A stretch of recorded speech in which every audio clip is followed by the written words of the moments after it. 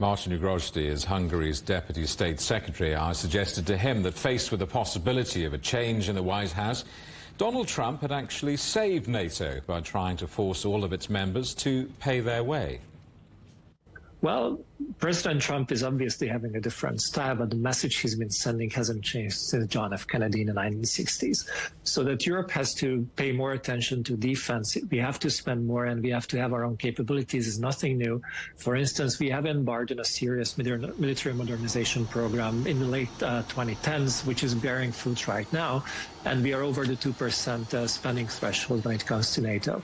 So we can be proud of our commitments. And our Prime Minister is also a very well-known advocate of European strategic autonomy, which would mean that Europe should become able of ensuring its own interest in the international arena, and it should have the capability to defend itself should the day come. Hopefully it won't, but if there's something that we can do about it, there's quite a bit of a homework here on the European end, but we're also walking the walk. And also, if you look at our defense spending, that's quite obvious. You might be walking the walk and you're also paying your way, but that can't be said of every other NATO country. I mean, it's time these other countries forked out for their own defense, isn't it?